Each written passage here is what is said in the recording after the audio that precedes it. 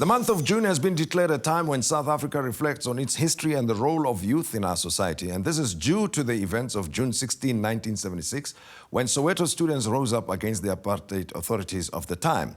And pitted against them were young white South Africans who were in the South African Police and the South African National Defence Force. But amongst those young whites were conscripts who did not want to be in the army but were forced into the army.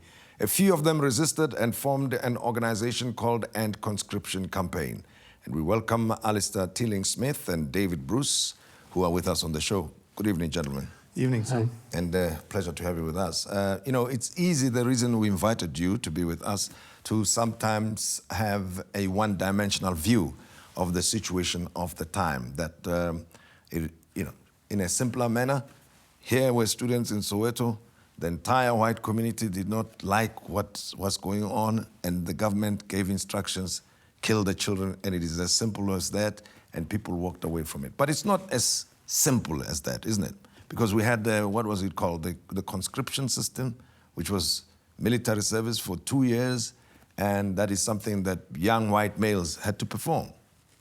Yeah, Tim, you're right. It was probably the only downside for white people living in the country at that time, that they either your sons, fathers, husbands had to go to the army for 2 years, and it was compulsory to do so. So it was the only downside for white people in those times.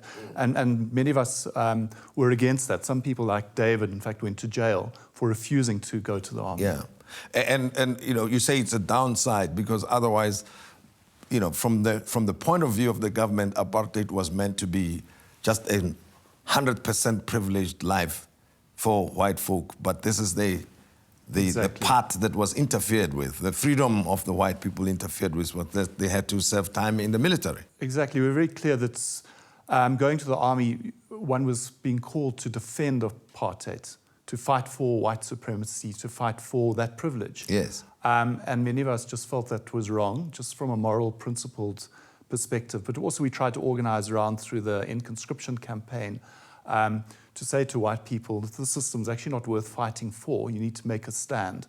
You need to. It was against the law to call on people not to go into the army at that time, but we called on conscription to end. Now, Dave, your own experience, you must have felt very strongly for you to be seen as a threat by the authorities at the time. What did you do? Did you break the law, go beyond having a moral stance and actively pursuing activities that the government was opposed to? No, it wasn't anything like that. All that I did was that I refused to serve in the South African Defence Force.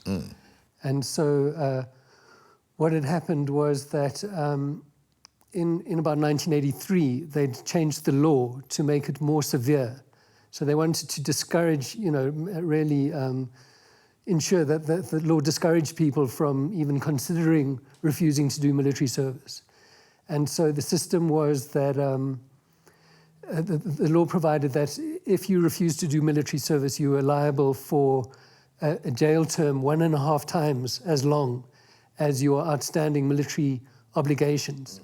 And if you hadn't done any military service, your total obligation to the military was 4 years of military service. It was an initial 2-year full-time period. But then after that, you had to serve over, I think it was the following 12 years.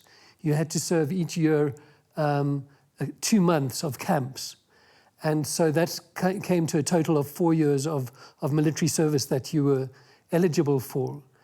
And so the sentence that a person who hadn't done any military service was liable for was 1.5 times that, which was 6 years in prison.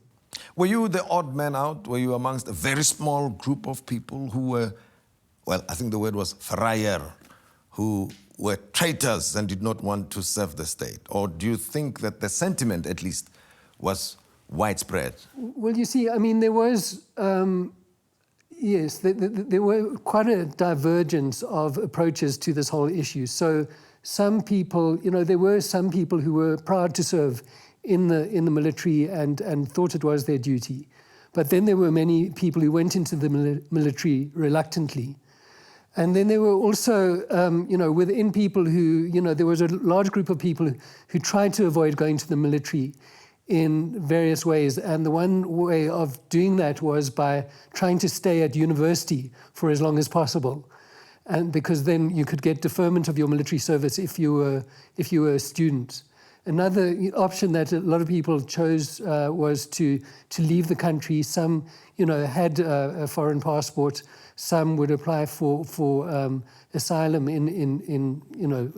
But how did this, Allstair, affect generally those who, from a moral point of view, for instance, felt that this was a wrong calling on their part for the government to expect them to participate in the military service at the time? How did they cope with that?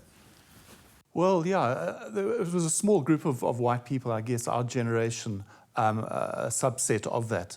And these were people who were against, as I said, against apartheid, against white privilege and supremacy. And in a way, we were a fringe group of white people. But we were committed to non-racialism, to working for a South Africa that was different. But we were isolated. Now, End Conscription Campaign comes about, and what happens? What were its activities? We had many activities. What we tried to do was to organize amongst white people.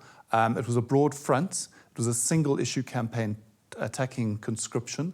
So we had everyone from UDF and ANC type supporters through to church groupings, women's groupings, even the Young Progressives, which was the youth wing of the PFP, the opposition party and government. So we held public meetings. We had people like Desmond Tutu speaking on our platforms, Cheryl Carolus, Trevor Manuel, various people speaking on our platforms.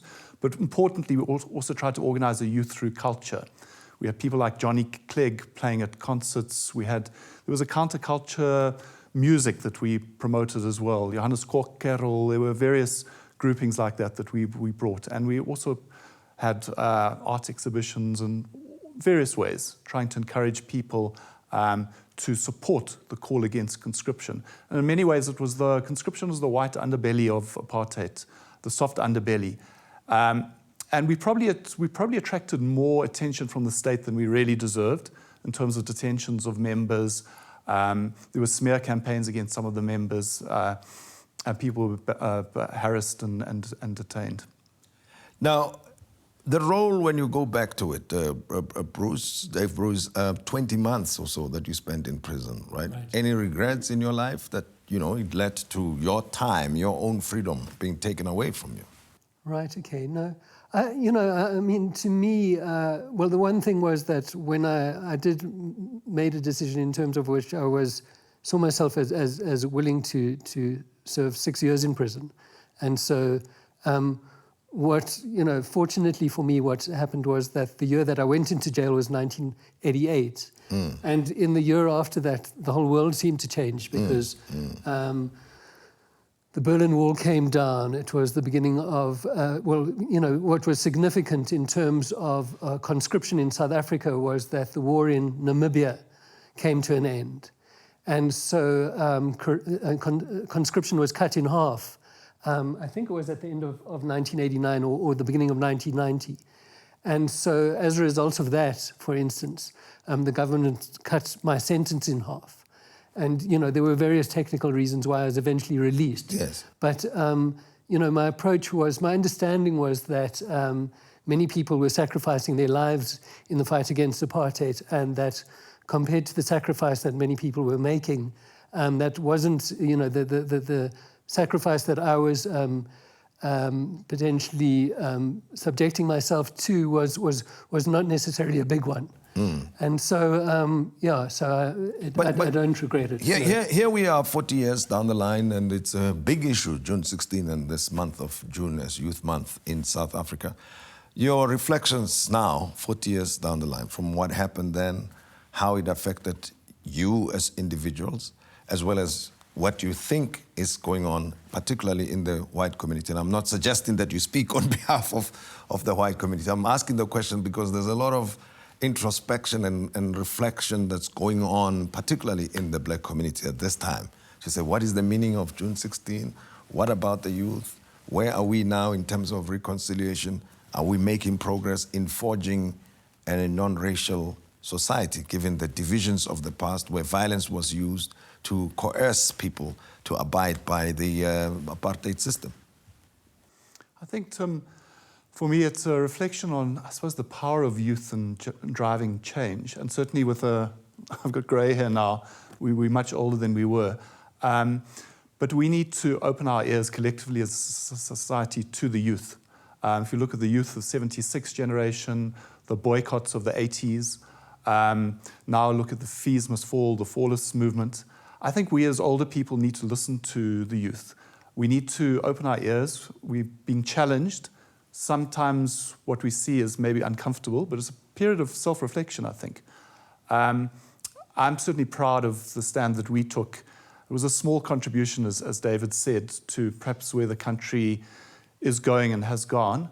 But I think we're proud of that stand and perhaps the contribution that we may have made in some very small, humble way. But there's still issues around white privilege that need to be addressed, that we get reminded of by the Fallists, by the students. And I think it's a period of reflection, particularly for us older people, to listen and reflect and be open to being challenged without dismissing a voice that is coming, a strong voice. If you grew up in white South Africa, in many ways, what you were almost conditioned into was just accepting that this was the way it was supposed to be, that apartheid was a way of life. Was a normal thing, yeah. and that and it was for the good of all that we had the system, and that anything different would definitely be something that would be to your disadvantage. And so, I mean, I think also that there's almost a temptation to see, the current situation as being one that is normal kind of thing, despite the extreme inequalities that we have in our society. You can almost accept that, well, some people are rich and some people are poor, and that's just the way it works, kind of thing. Yeah. So the question about how to change that, though, is I think, to me, quite a kind of daunting question.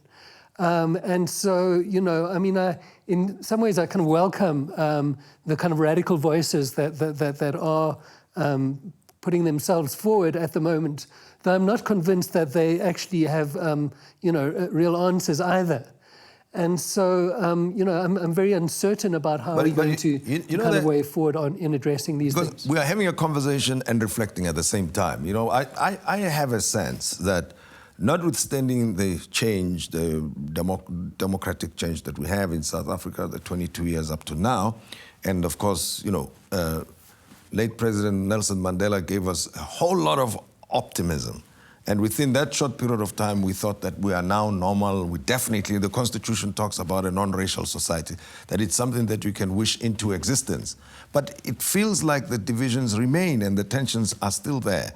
And I wonder how the old hands, like yourselves, who've been there, I was there too, what do we do now to get younger South Africans at least to take advantage of the promise of the Constitution and have a better approach to it and advance this non-racism that we talk about? Any ideas?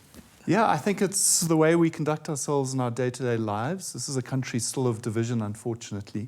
And it can be through small things as well. But for me, it's about self-reflection. It's perhaps also, there's criticism of the so-called Rainbow Nation. That's been criticized. It was a vision. It was something to work towards that we were given in those early days, which facilitated some transition. The lessons from the TRC, there's perhaps been some truth, not the total truth, and there's been some reconciliation, but not as much as there could have been. I think that one can't speak on behalf of whites. I can speak on behalf of myself. And I think that many of us perhaps haven't done as much as we could have or listened. There's been a lot of forgiveness. But I think we as white people in this country need to look at our positions and look at ourselves very, very closely in the mirror and carefully in the mirror. And although white privilege does not exist formally in terms of apartheid, it is there in a very strong structural sense in so many different ways, Tim, as you would know. And I think for us as white people, again, not speaking on behalf of white people, but a sample of one, that needs to inform the way in which we conduct ourselves in our day-to-day lives. And remember and reflect on the past and try and learn the lessons from the past, because that's the only way we're going to go forward. It's a partnership between many different types of people in this country. And Dave? I think that, you know, for instance, there is a deep-seated racism in much of South Africa. But I also think, in much of white South Africa, but I also think there is a vast kind of expanse of white South Africa, which isn't basically racist or doesn't want to be racist. I mean, you know, I think a lot of us do have sort of prejudices of one kind, which, you know, may be more or less kind of conscious and so on. So, you know, I mean, I think, you know, part of it is being open to acknowledging the kind of diversity of white South Africa and not, you know, simply talking about white South Africa as a kind of one-dimensional entity. And so, I mean, you know, on the positive side, there is a lot of promise. You know, so I mean, I think, for instance, you know, one of the big things that we need is kind of leadership that can bring people together and that people can admire and respect, you know, across the board. Gentlemen, thank you very much. This is Youth Month, and the discussions are many, varied, different places, different quarters, different types of people talking about what South Africa can do. This is our small contribution to the bigger conversation. Thank you very much, Dave, and thank you, Allstair. Thanks, Tim. We continue with the show in a moment.